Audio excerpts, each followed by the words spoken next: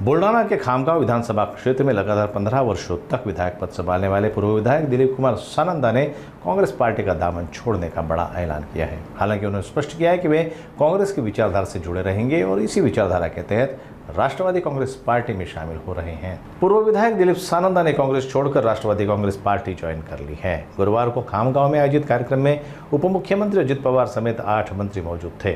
सानंदा ने कांग्रेस के प्रदेश अध्यक्ष हर्षवर्धन सपकाल द्वारा लगाए आरोपों को झूठा बताया। उन्होंने कार्यकर्ताओं को सत्ता में बैठाने और क्षेत्र के विकास के लिए पार्टी के साथ काम करने का आश्वासन दिया। अजितदादा पवार यांचा राष्ट्रवादी पक्ष हा छत्रपती शिवाजी महाराज, शाहू फुले आंबेडकर, मौलाना अब्दुल कलाम आझाद, महात्मा गांधी या तत्वावर चालणारा पक्ष आहे। भारतीय राष्ट्रीय काँग्रेस हा देखील त्या तत्वावर चालणारा पक्ष आहे।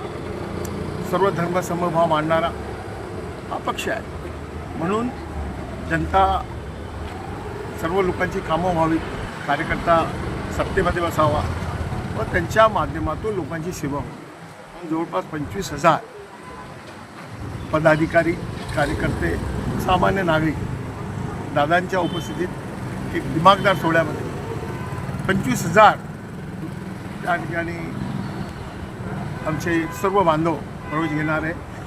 हर्षवर्धन सपकाळ माझे चांगले मित्र आहेत।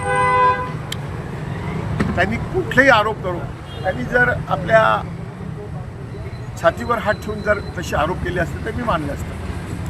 परंतु अनेक मोठ्या नेत्यांनी मला थांबवण्याचा प्रयत्न केला। मी नावे दिली तुम्हाला, गणेश पाटील साहेब आता महाराष्ट्र प्रदेश काँग्रेस कमिटीचं सर्व कामकाज पाहत आहे।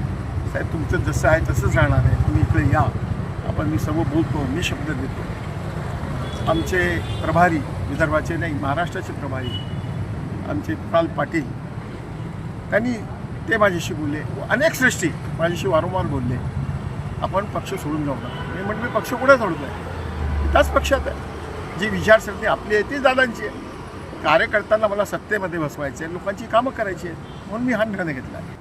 अजितदादाच्या सोबत 9 मंत्री, त्यांनी जे अजितदादा गटाचे मंत्री ते येणार आहे, त्यांच्यासोबत अनेक विधान परिषद सदस्य,